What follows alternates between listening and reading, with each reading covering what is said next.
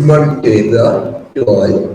I am Dr. Krishna, Academic Counselor in Sociology. ఈరోజు మనము బిఎస్ఓఈ 131 అనే బుక్ నుంచి ఈ బుక్ పేరు ఇంట్రడక్షన్ టు సోషియాలజీలో యూనిట్ నెంబర్ 7 గురించి చెప్పుకుందాం. Unit number 7 culture and society. దీన్ని మనం తెలుగులో సంస్కృతి మరియు సమాజము అని చెప్తూ ఉంటాం. అంటే సంస్కృతి సమాజము భిన్నత్వంలో ఏకత్వం లాగా మనకి నిరంతరము గోచరిస్తూ ఉంటుంది సమాజపరంగా. సంస్కృతి సమాజం అనేది కూడా ఒకటి నిరంతరము పరస్పర ఆధారభూతమైనది అనేది మనం చెప్పుకుంటాం.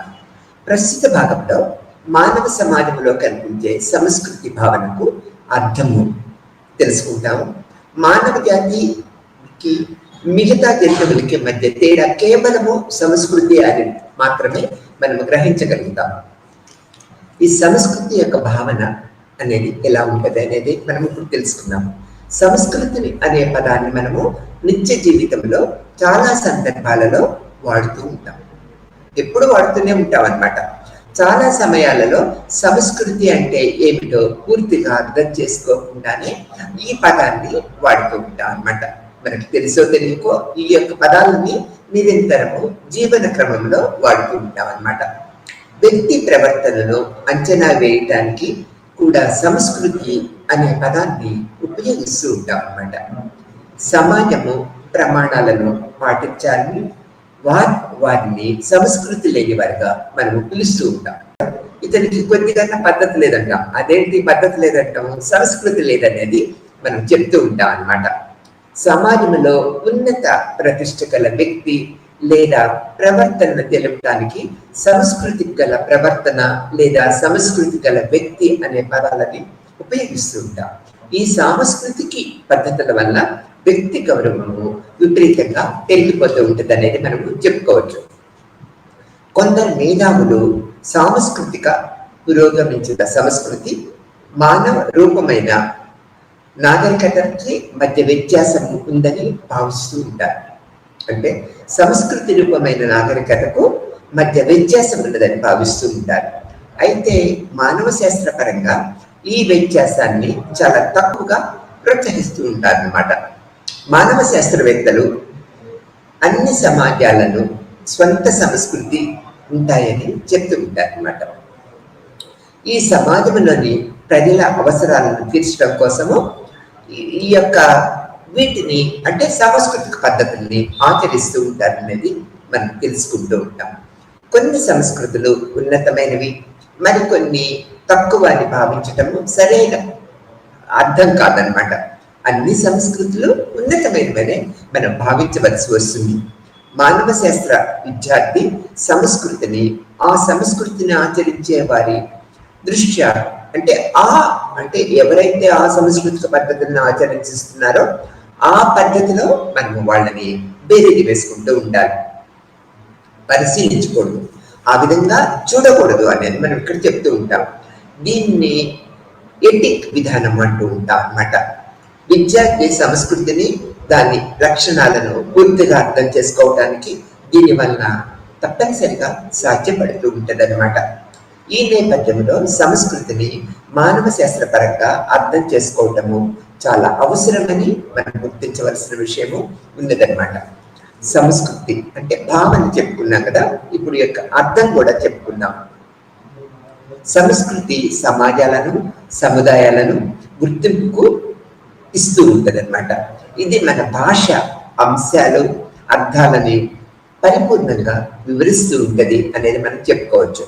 మనం ఎందుకు దుస్తులను ఈ విధంగా ధరిస్తున్నాము, ప్రత్యేకమైన సీజన్లో మనము ఎలా ఆహారం తీసుకుంటూ ఉంటాము, మనకు వేర్వేరు వివాహ పద్ధతులు ఎందుకు ఉన్నాయి, సంస్కృతి ఆలోచన ప్రక్రియను జీవిత విధానంగా ఎందుకు రూపొందిస్తూ ఉన్నాము, ఇలా సమాజంలోని సభ్యుడు జీవించడానికి ఒక నమూనా అందజేస్తూ ఉంటుంది. ఏంటి? సంస్కృతి అన్నమాట.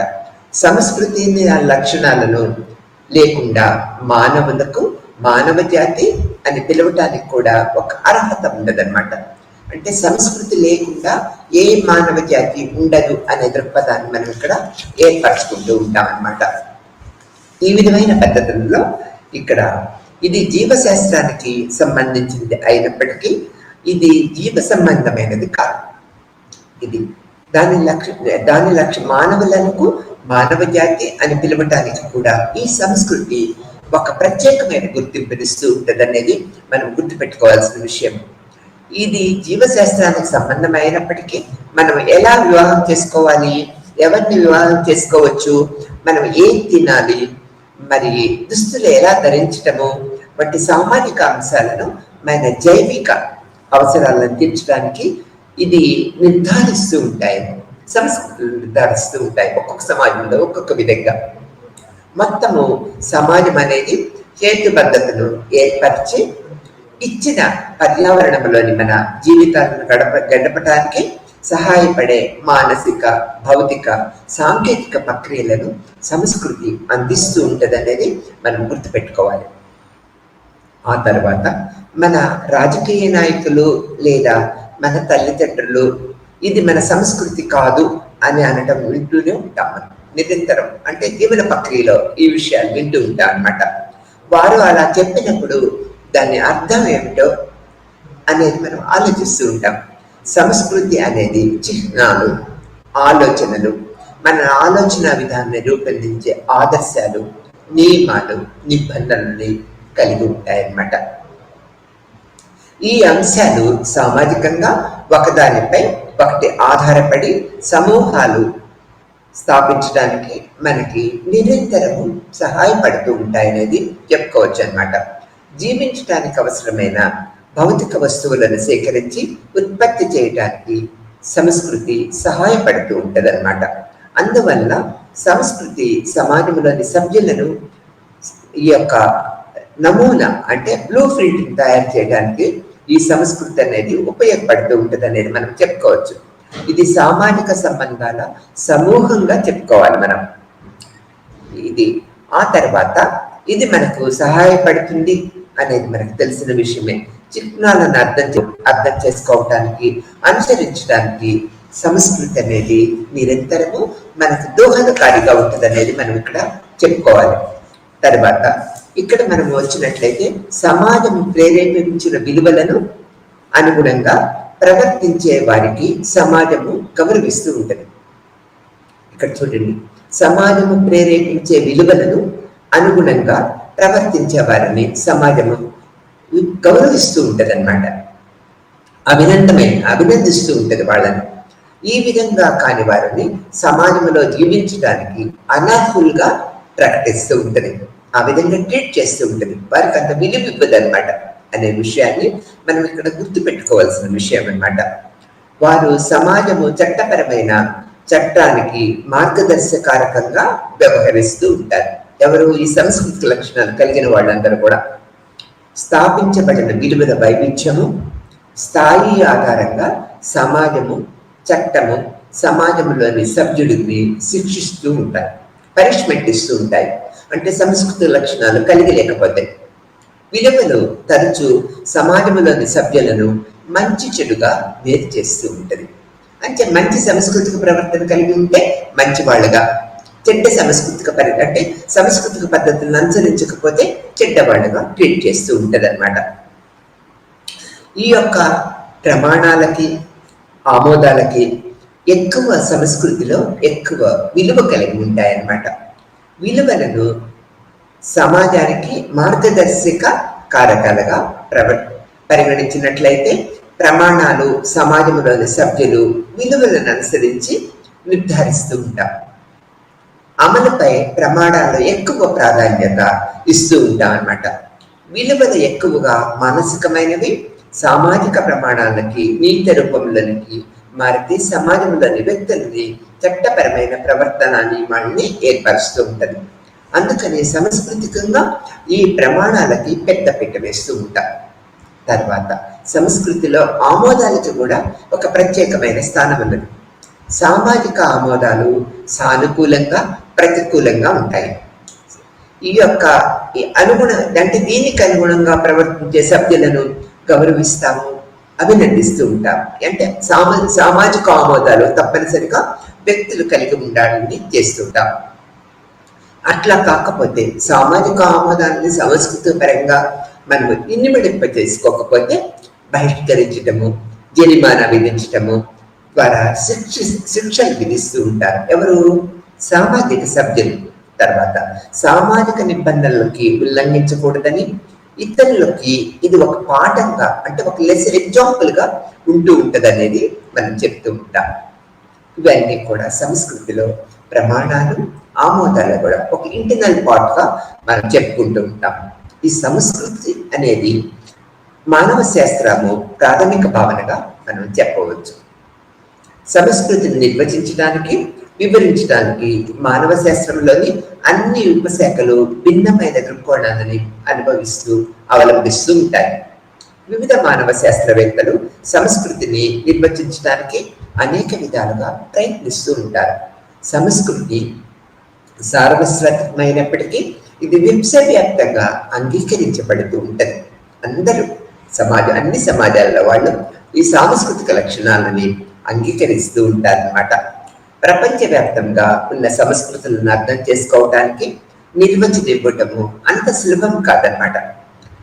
ఇది అంత సులభం కానప్పటికీ కూడా 1871లో ప్రిమిటివ్ కల్చర్ అనే పుస్తకంలో ఐబి టెల్లర్ అనే సామాజిక శాస్త్రవేత్త సంస్కృతిని ఈ విధంగా నిర్వచించారు.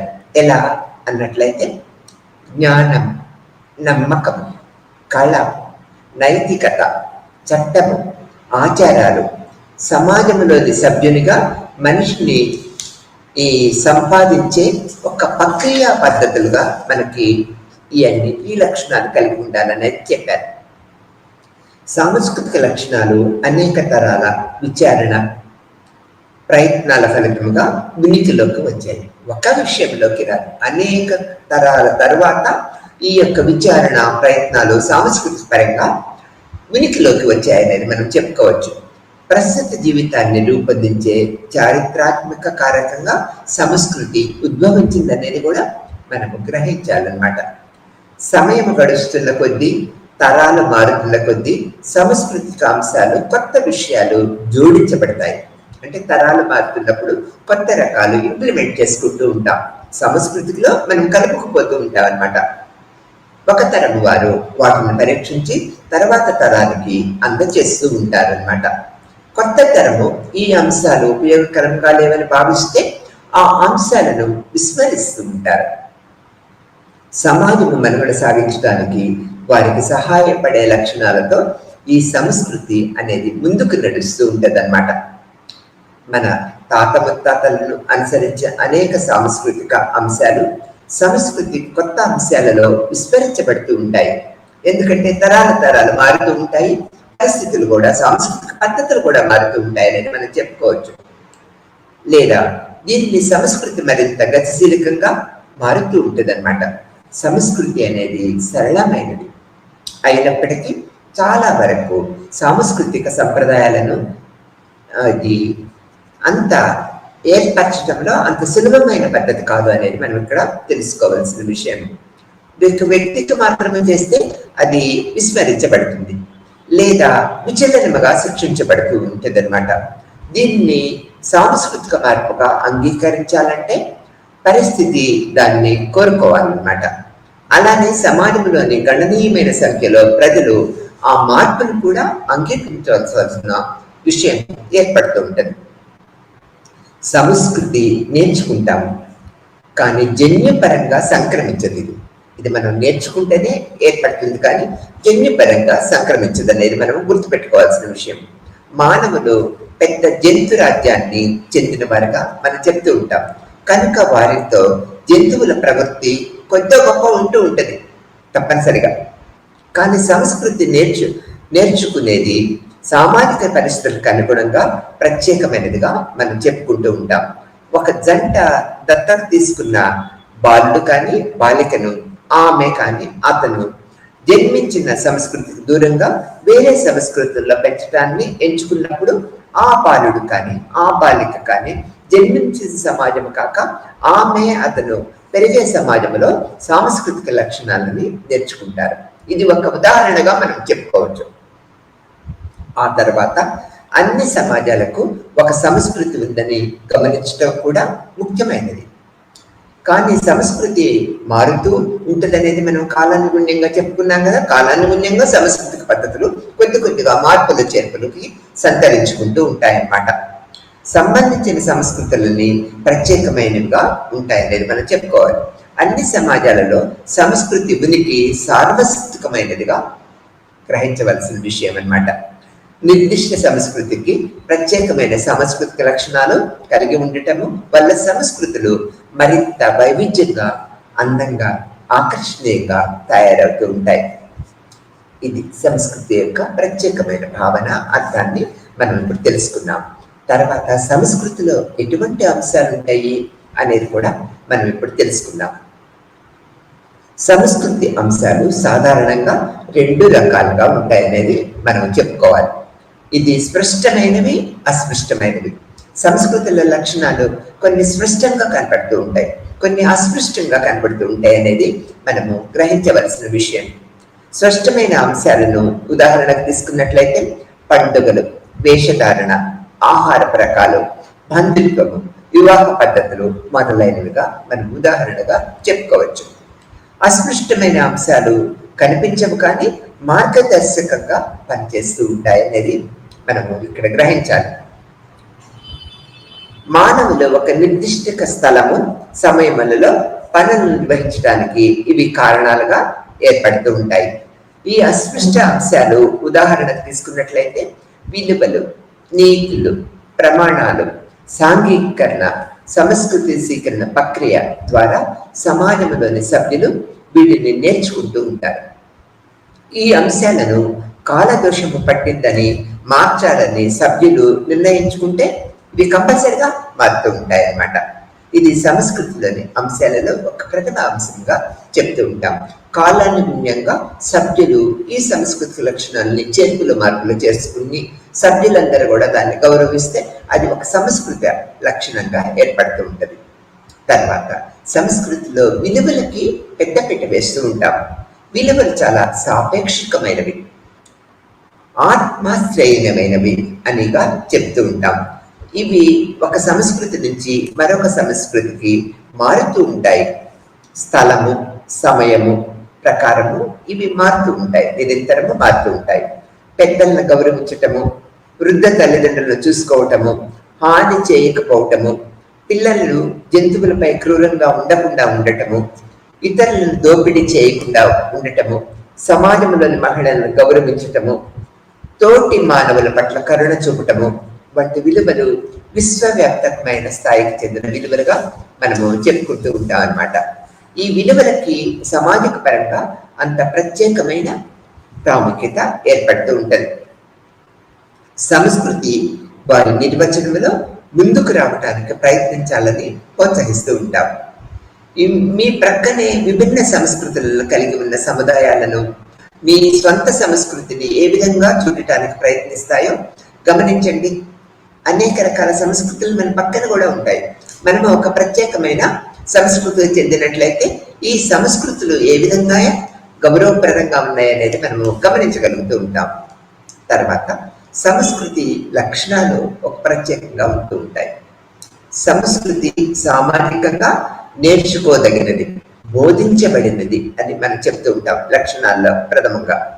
కొందరి మేధావులు సంస్కృతి మాత్రమే మానవులని ఇతర జంతువుల నుంచి వేరు చేస్తుందని భావిస్తూ ఉంటారు. మానవులని జంతువులను వేరు చేయడానికి సంస్కృతి ఒక ప్రముఖ కారణంగా చెప్తూ ఉంటాం. సంస్కృతి జైనికమైనది కాదు, లేదా జన్యుపరమైన వారసత్వంగా లభించదు అనేది మనం ముందు కూడా చెప్పుకున్నాం అన్నమాట. సంస్కృతి ఒక సామాజిక దృగ్విషయము, సమూహములో భాగమై యువ సభ్యులు దీన్ని నేర్చుకుంటూ ఉంటారు, నిరంతరము నేర్చుకుంటూ ఉంటారు. అందుకని మనం ఇక్కడ ఏం చెప్తూ ఉంటాము, సంస్కృతి సామాజికంగా నేర్చుకోదగినది, బోధించబడుతూ ఉంటుంది అనేది మొదటి లక్షణంగా చెప్తూ ఉంటాం. తర్వాత సంస్కృతి అనుకూలమైనది, అనానుకూలమైనది, 2 రకాలుగా చెప్తూ ఉంటాం. సంస్కృతి అనుకూలమైనది, అనుకూలమైనది అనేది చెప్తూ ఉంటాం. ఎలా అన్నట్లయితే మానవులు సంస్కృతి ద్వారా ప్రకృతితో కలిసి జీవిస్తూ ఉంటారు. ఈ స్థితిలో ఏ స్థితిలోనైనా జీవించడానికి తమకు తాము మార్చుకుంటూ ఉంటారన్నమాట నిరంతరం. కొన్నిసార్లు సంస్కృతి కూడా అనుకూలంగా నిరూపించబడవచ్చు. ఈ ఇక్కడ సతి, శిశు హత్య, వరకట్నము, మహిళలపై గృహహింస వంటి పద్ధతులు సంస్కృతిలో తమ స్థానాన్ని ఏర్పరచుకొని ఉంటాయి. అవి సమాజ వ్యతిరేకమని తెలిసినప్పటికీ, సమాజ విలువలను వ్యతిరేకంగా ఉన్నప్పటికీ మనము మన సమాజంలో వాటి ఉనికిని తిరస్కరించలేము. అంటే ఆ విధంగా ఇవి పాతుకుపోయి ఉన్నాయి ఈ లక్షణాలు. అందుకని ఇక్కడ ఏంటి, సంస్కృతి అనుకూలమైనది, అనుకూలమైనది అనేది మనం ఇక్కడ పాయింట్ గా చెప్తూ ఉన్నాం. భారతీయ సమాజాన్ని ప్రమాద మార్గంలోకి కొన్ని అననుకూల సాంస్కృతిక పద్ధతులు నెట్టివేస్తూ ఉంటాయి. తర్వాత వచ్చినట్లయితే 3వ పాయింట్లో సంస్కృతి ప్రతీకాత్మకమైనది అని చెప్తూ ఉంటాం. సంస్కృతి సామాజికంగా నేర్చుకున్నది, బోధించబడుతుందని చెప్పుకున్నాం. తర్వాత సాంస్కృతిక లక్షణాలు దేనినైనా మొదటిసారి చూసిన అపరిచితుడు సంస్కృతిని అర్థం చేసుకోవటం కష్టం. హిందూ మహిళలు నుదుటిపై సింధూరం ధరిస్తూ ఉంటారు. ఎగ్జాంపుల్ గా చెప్పుకున్నట్లయితే ముస్లిం మహిళలు నిఖాబ్ ధరిస్తూ ఉంటారు. ఈ రెండు కూడా వివరించలేని సాంస్కృతిక లక్షణాలు, కానీ అవి వారి కట్టుబడి ఉన్న సాంస్కృతిక లక్షణాలని మనకి తెలియపరుస్తూ ఉంటాయి అనేది మనం ఇక్కడ చెప్పుకుంటూ ఉంటాం. ఏదైనా సామర్థ్యాలు, అలవాట్లు, సంస్కృతి లేదా నాగరికత అని ఆయన సంస్కృతిని అంటే సామాజిక శాస్త్రవేత్తలు ఆ విధంగా నిర్వచించారు. తర్వాత ఈ యొక్క టైలర్ యొక్క సామాజిక శాస్త్రవేత్త సంస్కృతి అంటే సామాజిక సభ్యుడు నేర్చుకునే విజ్ఞాన వస్తువులకు అతడు ఆమె గత తరాల నుంచి సాంఘికరణ ద్వారా పొందుతూ ఉంటారు. ఈ సాంస్కృతిక పద్ధతులన్నీ కూడా మనము సాంఘిక పద్ధతులతో అంటే సాంఘికరణ ద్వారా పొందుతూ ఉంటామని చెప్తూ ఉంటాం అన్నమాట. తర్వాత ఇక్కడ సమాజంలోని సభ్యులుగా మారటానికి ఆ సంస్కృతి నియమాలు, నిబంధనలు నేర్చుకుంటూ ఉంటారు. తర్వాత కుటుంబము, పొరుగువారు, ఉపాధ్యాయులు, స్నేహితులు, సమూహము, మాధ్యమము అంటే ఈ యొక్క మాస్ మీడియా పద్ధతుల ద్వారా మతతత్వాలు, పురాణాలు, పండుగలు, రోజువారీ పరస్పర చర్యలు వంటివి ఒక వ్యక్తిని సంస్కృతీకరణ ప్రక్రియలో అంటే సంస్కృతీకరణ జరగటానికి నిరంతరము దోహదపడుతూ ఉంటాయి అనేది మనము గ్రహించవలసిన విషయం. ఆ తర్వాత జైవిక ఉత్పన్నమైన అవసరాన్ని సంతృప్తిపరిచే కీలక వాస్తవికత, ఉపశయనము సంస్కృతి కలిగి ఉంటదనేది చెప్తూ ఉంటాము. ఆ తర్వాత సంస్కృతి అంటే ఒక సమూహము మొత్తము సామాజికంగా పొందిన జీవన పద్ధతులు లేదా జీవన విధానాన్ని ఇది మనకి తెలియపరుస్తూ ఉంటుంది అనేది చెప్పుకుంటూ ఉంటాం. తర్వాత ఈ అన్ని సంస్కృతుల్లో భౌతిక వస్తువులు, ఆలోచనలు, విలువలు, వైఖరులు, తర్వాత ప్రవర్తించే విధానాలు భాగాలుగా అనేక రకాలుగా ఇవి కలిగి ఉంటాయి. ఈ ప్రక్రియ పద్ధతిని గారి ఫెరారో అనే సామాజిక శాస్త్రవేత్త మనకు తెలియపరిచారనేది మనం ఇక్కడ చెప్తూ ఉంటాం అన్నమాట. తర్వాత ఇక్కడ మనం వచ్చినట్లయితే ఈ యొక్క సంస్కృతి లక్షణాలను మనం నేర్చుకున్నాం కదా, ఇప్పుడు సాంస్కృతిక యొక్క పద్ధతులను కూడా మనము తెలుసుకుంటూ ఉంటాం అన్నమాట. ఎలా అన్నట్లయితే సంస్కృతి సమాజము పరస్పర ఆధారభూతము, ఒకదాని మీద ఒకటి కలిసి ఉంటుంది, ఒకదాన్ని ఒకటి విడిపడి మనం చూడలేము అనేది మనం ఇక్కడ చెప్పుకున్నాం అన్నమాట. తర్వాత సంస్కృతి అనేది భిన్నత్వంలో ఏకత్వాన్ని మనకు తెలియజేస్తూ ఉంటుంది. సమాజంలో అనేక రకాల సామాజిక లక్షణాలు కలిగిన సమూహాలని, సభ్యులని, వివిధ రకాల ప్రజలని చూస్తూ ఉంటాం. అయినా కూడా భారతదేశంలో ఎన్ని రకాల సాంస్కృతిక పద్ధతులు గల వ్యక్తులు ఉన్నారనేది మనము చెప్పలేము. అయినా కూడా సాంస్కృతిక పరంగా భిన్నత్వంలో ఏకత్వంలో భారతదేశంలో ప్రజలందరూ కూడా సంస్కృతి పట్ల ఒక ప్రత్యేకమైన గౌరవాన్ని ఏర్పరచుకొని ముందుకు జరుగుతూ ఉంటారు. అందుకని ఇక్కడ మనం ఏం చెప్పుకున్నాము, సంస్కృతి పరంగా సంస్కృతి సమాజము పరస్పర ఆధారభూతమైనవి, ఒకదాని మీద ఒకటి ఆధారపడుతూ ఉంటాయి, ఒకదానిని విడిచి ఒకటి మనుగడ సాగించలేవు అనే దృక్పథాన్ని మనం ఇక్కడ చెప్పుకుంటూ ఉన్నాం. వ్యక్తుల యొక్క వ్యవస్థీకృత సమాజాన్ని సాంస్కృతిక పద్ధతుల ద్వారా మనం తెలుసుకుంటూ ఉంటాం. వ్యక్తుల యొక్క వ్యవస్థీకృత పద్ధతులని ఈ యొక్క సాంస్కృతిక పరంగా సమూహాల ద్వారా మనము తెలుసుకుంటూ ఉంటాం అనేది మనం చెప్పుకోవచ్చు. ఇక్కడ సమాజాన్ని తీసుకున్నట్లయితే ఉన్నత సంస్కృతిని పంచుకునే ఒక సమాజంగానే చెప్తూ ఉంటాం. సమాజం ఎలా ఉంటుంది? ఉమ్మడి సంస్కృతిని, ఉన్నతమైన సంస్కృతిని తమలో ఇమిడ్చుకొని సమాజంలో సభ్యులందరూ కూడా ముందుకు సాగుతూ ఉంటారనేది మనము ఇక్కడ గ్రహిస్తూ ఉంటాం అన్నమాట. సంస్కృతి సామాజిక జీవన విధానం నుంచి పుట్టింది. సామాజిక జీవన విధానంలోని వ్యక్తుల యొక్క ప్రవర్తన పద్ధతులను తీసుకొని సంస్కృతి ఉద్భవించిందిగా మనము చెప్తూ ఉంటాం అన్నమాట. తర్వాత సంస్కృతి మనిషికి జంతువుల నుంచి వేరు చేసి వ్యక్తి ఏ విధంగా, ప్రజలు అంటే మనిషి ఏ విధంగా గొప్పవాడు అనేది మనకు చెప్తూ ఉంటారు. ఈ యొక్క మనుషులు సాంస్కృతిక లక్షణాలను కలిగి ఉండి సమాజంలో ఉన్నతమైన స్థితిని పొందగలుగుతూ ఉంటారు. కానీ జంతువులకి ఆ యొక్క సాంస్కృతిక లక్షణాలు ఉండవు కదా. అందుకని జంతువులు మనుషుల్ని సాంస్కృతిక పద్ధతుల ద్వారానే వేరు చేయగలుగుతూ ఉంటాం. సాంస్కృతిక పద్ధతులు ఒక వ్యక్తిని ఒక ప్రత్యేకమైన స్థానంలో కూర్చుండబెడుతూ ఉంటాయి. ఆ సాంస్కృతిక పద్ధతుల వల్లే వ్యక్తి ఒక ప్రత్యేకమైన ఒక గౌరవాన్ని పొందుతూ సమాజంలో మనుగడ సాగిస్తూ ఉంటారు. ఆ యొక్క సాంస్కృతిక లక్షణాలు ఉండటం వల్లే వ్యక్తికి ఏ స్థానం ఇవ్వాలి, ఏ స్థానం ఇవ్వకూడదు అనే దృక్పథాన్ని మనము ఈ సాంస్కృతిక పద్ధతుల వల్లే తెలుసుకుంటూ ఉంటాం.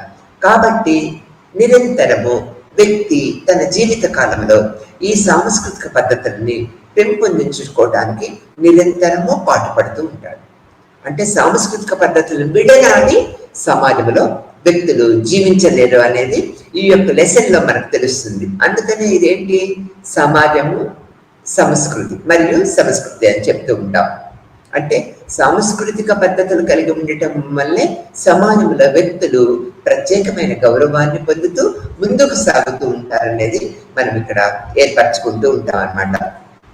తర్వాత నమ్మకాలు, విలువలు, ప్రమాణాలు రూపొందించేదే ఈ యొక్క సాంస్కృతిక పద్ధతుల్లో ప్రముఖమైనదిగా చెప్తూ ఉంటాం అన్నమాట. ఇలా నమ్మకాలు, విలువలు, ప్రమాణాలను రూపొందించే ఒక పద్ధతిగా, ఒక భావనగా సంస్కృతి మనకి తెలియపరుస్తూ ఉంటుంది అనేది ఏర్పరచుకుంటూ ఉంటాం. తర్వాత సామాజిక శాస్త్రము, సామాజిక సంబంధాలు, సామాజిక నిర్మాణంతో ముడిపడి ఉంటాయి.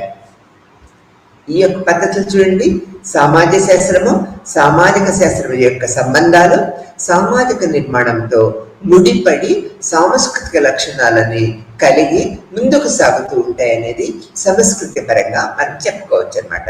అంటే సమాజంలో సంస్కృతికి ఒక పెద్ద పీట వేసి ఉన్నది. ఈ లక్షణాలను కలిగి ఉంటేనే మనం గౌరవప్రదమైన జీవన విధానాన్ని, గుర్తింపుని పొందగలుగుతామని సమాజంలో ప్రజలందరూ కూడా తెలుసుకోగలుగుతూ ఉంటారన్నమాట. తర్వాత మలినోష్కి సామాజిక శాస్త్రవేత్త అనేక రకాలుగా సంస్కృతి పద్ధతులపై పరిశోధనలు చేయించాడు. ఆయన మలినోష్కి యొక్క అభిప్రాయం ప్రకారము ఆచారాలు, భాష, నమ్మకాలు, సంస్కృతి యొక్క జ్ఞానము, నమ్మకము, కళ, నైతిక చట్టము ఇవన్నీ కూడా సంస్కృతి తెలియజేస్తూ ఉంటుంది.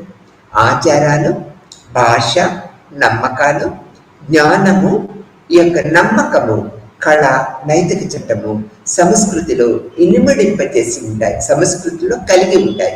కాబట్టి మలినోవ్స్కీ యొక్క పరిశోధన ఫలితాల వల్ల వ్యక్తులందరూ వీటి అన్నిటి మీద కూడా తమలో ఇనుమడింపజేసుకుంటారు. వాటి యొక్క హద్దుల్ని దాటి ముందుకు వెళ్ళరు అనే దృక్పథాన్ని మనం ఇక్కడ ఏర్పరచుకుంటారు. సంస్కృతి ఒక నైతికమైన చట్టబద్ధంగా ఏర్పరచబడి ఉంటుంది. సంస్కృతి అనేది నైతికమైన ఒక చట్టముగా సమాజంలో రూపొందించబడి ఉంటుంది అనేది మనం ఇక్కడ చెప్తూ ఉంటాం. ఇక్కడ సంస్కృతి మార్పుకు లోబడి ఉంటుంది. సంస్కృతి అనేది మార్పుకి లోబడి సమాజ సభ్యులందరూ దాన్ని గౌరవించినట్లయితే అది ఒక కొత్త సాంస్కృతిక ప్రక్రియగా మనం ఇక్కడ చెప్పుకుంటూ ఉంటాం అన్నమాట. తర్వాత సంస్కృతి మరియు జీవశాస్త్రం యొక్క సంబంధం కూడా మనం తెలుసుకుందాం. జంతువులను మానవుల ప్రవర్తన విధానములో మార్పులని ఇది మనం చెప్తూ ఉంటుంది. సంస్కృతి అనేది జంతువులు మానవుల ప్రవర్తనలో కలిగిన మార్పులు ఏ విధంగా ఉంటాయి అనేది మనం దీంట్లో తెలుసుకోవచ్చు. ప్రవర్తన అనేది వంశానుపరంగా సంక్రమించేది కాదు. మనం నేర్చుకుంటాం, మనం ఏర్పరచుకుంటాం, మనం గౌరవిస్తూ ఉంటాం, మనం అనుకరిస్తూ ఉంటాం. అంతేకాని ఇది మనం పుట్టుకతో రాదు అన్నమాట. మనం ఏ కులంలో పుట్టినా కూడా సాంస్కృతిక లక్షణాలని ఇనుమడింప చేసుకొని సమాజంలో గౌరవప్రదమైన స్థానాన్ని కలిగి ఉండవచ్చు. అంటే సంస్కృతికి అంత పెద్ద గౌరవం ఉన్నది కాబట్టి సాంస్కృతిక లక్షణాలను మనం అందరం కూడా ఇనుమడింప చేసుకుంటూ కలిగి ఉండి ముందుకు జీవన విధానాన్ని కొనసాగిస్తూ ఉంటాము అనేది చెప్తూ ఉంటాం. ఇది భాష జంతువులను మరియు మానవులను వేరు చేస్తూ ఉన్నది. సాంస్కృతికలో ప్రథమ లక్షణం ఏంటి? భాష అన్నమాట. జంతువులను మనుషులను ఈ యొక్క భాషా ప్రక్రియ వల్ల వేరు చేస్తూ ఉంటాం. వ్యక్తులు అనేక రకాల భావాలని భాష పరంగా చెప్పగలుగుతారు, జంతువులు చెప్పగలేవు కదా. కాబట్టి సాంస్కృతిక లక్షణాల్లో భాషకు ఈ విధంగా పెద్ద పీట వేసామనేది చెప్పుకోవచ్చు. తర్వాత చిహ్నాల ద్వారా విలువలు ఏర్పరచుకుంటూ ఉంటాం. అట్లా ఇక్కడ ఎలా జాతీయ జెండా ఉపయోగించటము, సిలువను ధరించి ఉండటం అనేది దీనికి ఉదాహరణగా చెప్పుకోవచ్చు. అందుకని ఇక్కడ మనం ఏం చెప్తున్నాము? చిహ్నాల ద్వారా సాంస్కృతిక విలువలని పెంచుకోవచ్చు. అందుకని మనం ఏంటి జాతీయ జెండాన్ని గౌరవిస్తూ ఉంటాము, సిలువలని దేవుని యొక్క విగ్రహాలని వీళ్ళకి ఉంగరాలుగా పెట్టుకుంటూ ఉంటాం. ఈ యొక్క సాంస్కృతిక లక్షణాలు అని మనం చెప్పుకోవచ్చు. సంస్కృతి అనేది అనేక రకాలుగా మనం ఇప్పుడు తెలుసుకున్నాము, లక్షణాలను కూడా తెలుసుకున్నాము. సంస్కృతి అంటే ఏంటో కూడా మనం తెలుసుకున్నాం అన్నమాట. తర్వాత సంస్కృతి మెటీరియల్ అండ్ నాన్ మెటీరియల్ కల్చర్ని ఏర్పరచుకుంటుంది. అక్బర్న్ అనే ఒక సామాజిక శాస్త్రవేత్త సంస్కృతిలో మెటీరియల్ అండ్ నాన్ మెటీరియల్ యొక్క కల్చర్ అనేది మనం ఒకటి చూడగలుగుతూ ఉంటాము అనేది చెప్తూ ఉంటాం. ఇక్కడ భౌతిక సంస్కృతి అనేంటి అంటే అర్థం ఏంటి అంటే ఇళ్ళు, రవాణా సాధనాలు, తర్వాత కర్మాగారాలు, ఆహార పదార్థాలు అనే ఈ భౌతిక సంస్కృతిలో మనం ప్రాధాన్యత ఇస్తూ ఉంటాము.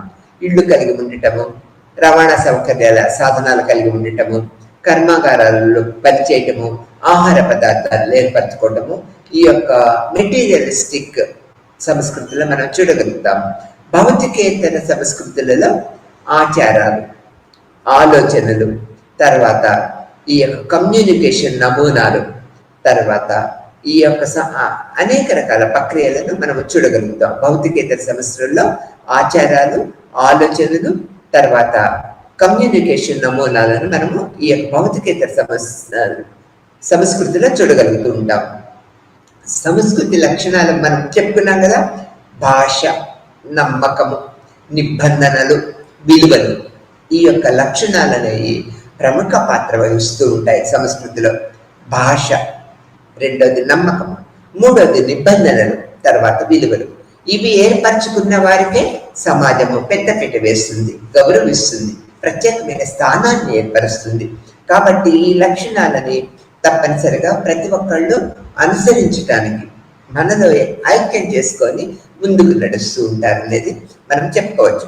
తర్వాత సంస్కృతి అండ్ నాగరికత. ఇక్కడ ఈ విధమైన పద్ధతుల్లో 1947లో ఈ నాగరికత అనేది సంస్కృతి యొక్క చివరి దశగా చెప్తూ ఉంటూ ఉన్నాం.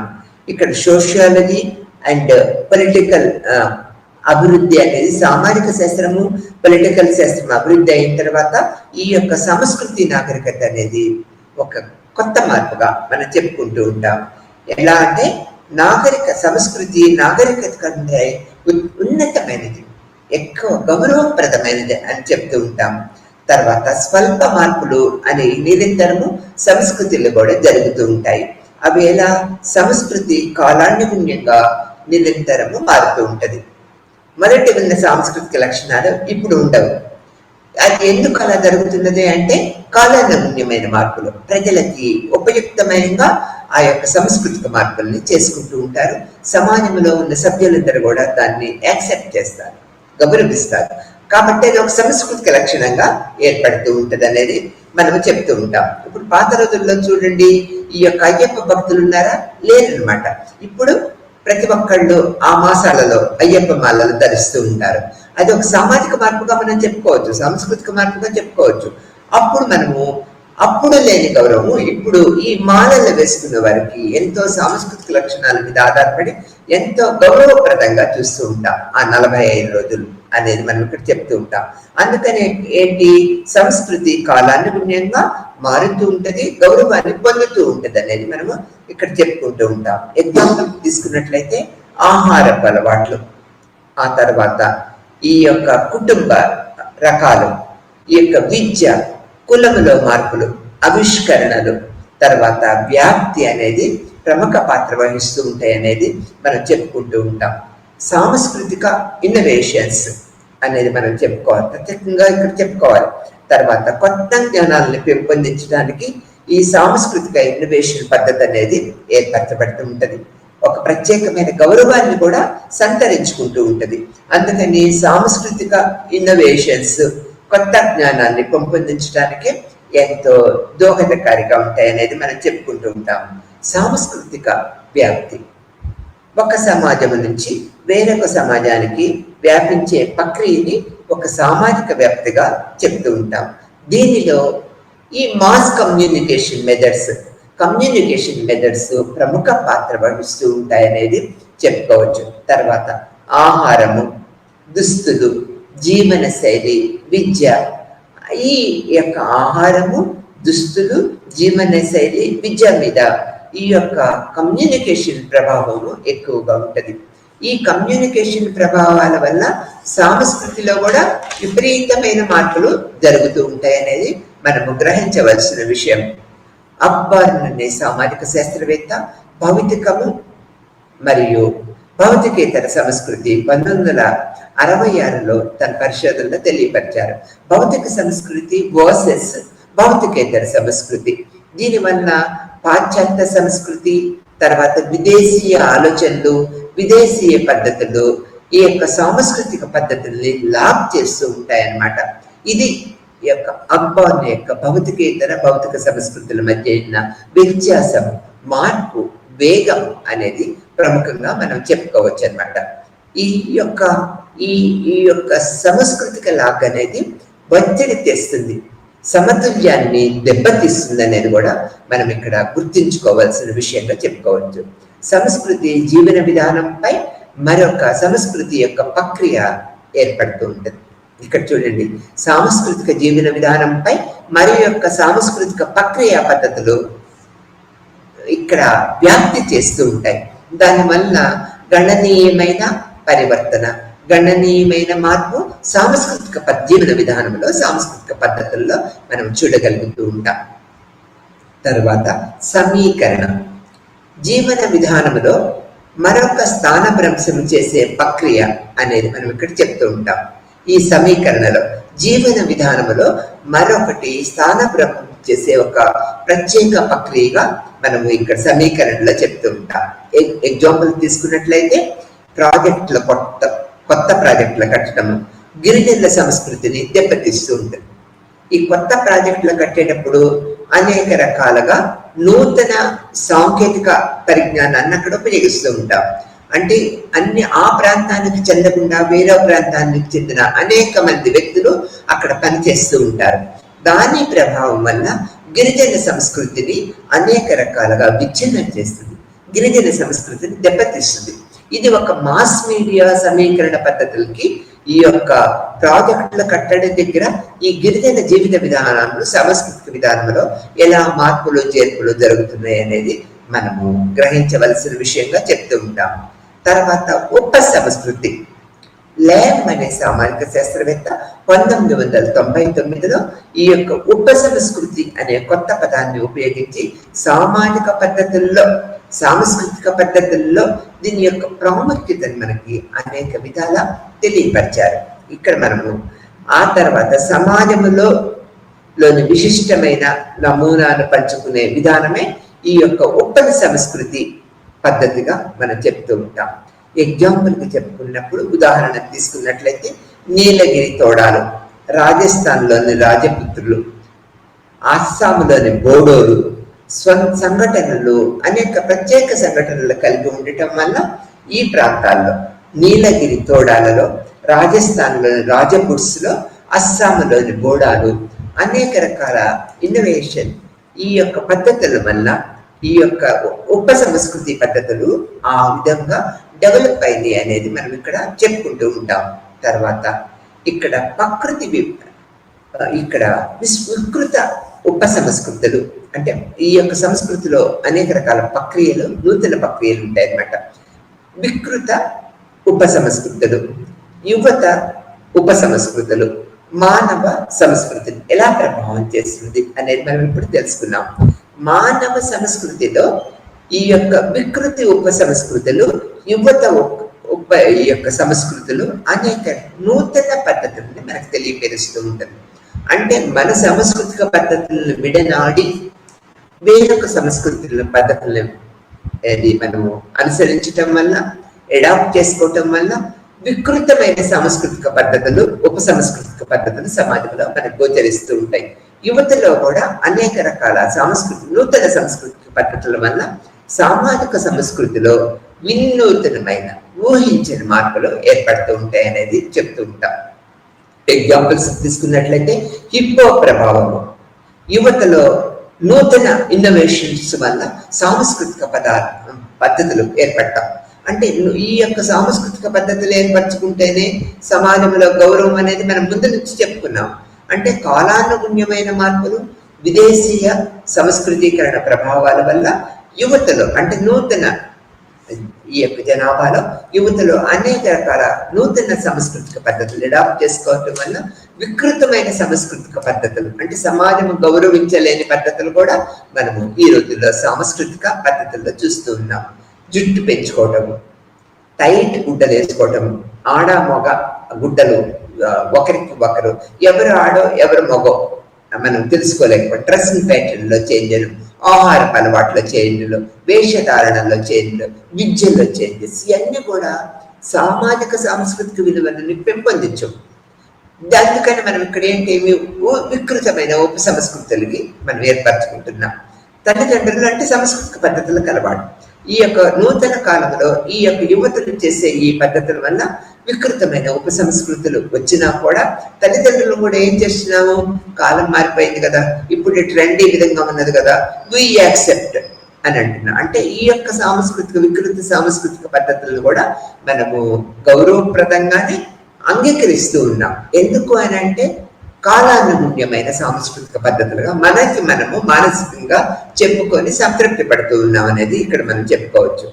ఇక్కడ పతి సంస్కృతులు ఏ విధంగా ఉన్నాయి అన్నట్లయితే ఇవి ఉప సంస్కృతులను, ఆధిపత్య సంస్కృతులను అనుకూలంగా ఉండవు. ఈ యొక్క ప్రతి సంస్కృతులు అనేవి అంటే సంస్కృతుల్లో ఒక తేడా, ఉప సంస్కృతులను ఆధిపత్య సంస్కృతులు ఇవి అనుకూలంగా ఉండవు. ఎగ్జాంపుల్కి తీసుకున్నట్లయితే, ఉదాహరణ మనం తీసుకున్నట్లయితే డకాయిట్ సమూహాలు స్వంత నిబంధనలు ఏర్పరచుకోవటము, ప్రమాణాలను కలిగి ఉండటం. ఈ యొక్క డెకాయిట్ సిబ్బంది ఎగ్జాంపుల్గా తీసుకొని వాళ్ళంతటా వాళ్ళే నిబంధనలు ఏర్పరచుకుంటారు, వాళ్ళంతటి వాళ్ళే ప్రమాణాలను ఏర్పరచుకుంటారు. ఇవి ఒక పద్ధతి, ఇవి ఒక సాంస్కృతిక లక్షణాలు అనేది వాళ్ళు చెప్పుకుంటూ ఉంటారు. ఇంకొక ఉదాహరణను మనం తీసుకున్నట్లయితే రాడికల్ రాజకీయ ఆవిర్భావం, హిప్పీ సంస్కృతుల యొక్క పద్ధతులు అనేది మనం ఇక్కడ చెప్పుకోవచ్చు.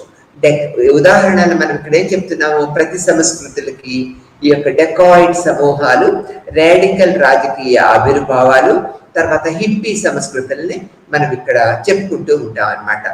తర్వాత జాతీయ అహంకార ఇది యొక్క హింసని, ఇవన్నీ కూడా హింసని ఈ యొక్క సాంస్కృతిక బలహీనపరుస్తూ ఉంటాయనేది మనం ఇక్కడ గ్రహించవలసిన విషయం.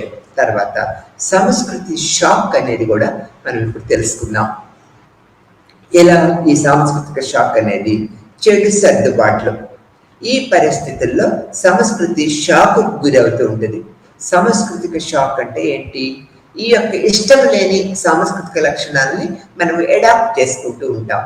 దీనివల్ల ఈ సర్దుబాటు చేసుకుంటూ ఉంటాం చెడు సాంస్కృతిక పద్ధతులని. ఈ పరిస్థితుల్లో సాంస్కృతిక పద్ధతులు షాక్ గురవుతూ ఉంటాయి. తర్వాత దీన్ని ఉదాహరణగా తీసుకున్నట్లయితే ప్రస్తుత జీవన విధానం. ఈ యొక్క ప్రస్తుత జీవన విధానము ఎన్ని రకాల సాంస్కృతులను దెబ్బతీస్తూ ఉన్నది. నూతన సాంస్కృతిక పద్ధతులను అడాప్ట్ చేసుకొని ఇవే సాంస్కృతిక పద్ధతులు, ఇవే విలువ కల సాంస్కృతిక పద్ధతులని చెప్తూ ఉంటాం. ఈ పద్ధతిని మనము సాంస్కృతిక షాక్ గా చెప్పుకుంటూ ఉంటాం. ఇక్కడ తర్వాత ఈ యొక్క ఎండ్రోసెంట్రిజం అనేది మనం ఇక్కడ సాంస్కృతిక పద్ధతిలో చెప్పుకున్నాం.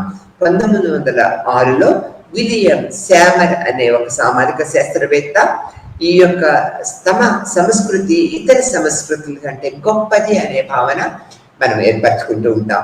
1906లో విలియం శామర్ అనే ఒక సామాజిక శాస్త్రవేత్త ఈ పద్ధతిని ఎండ్రోసెంట్రిజం అనే పద్ధతిని ప్రవేశపెట్టారు. దీని యొక్క ప్రధాన లక్షణం ఏంటి? నీ సంస్కృతి కన్నా నా సంస్కృతి చాలా గొప్పది.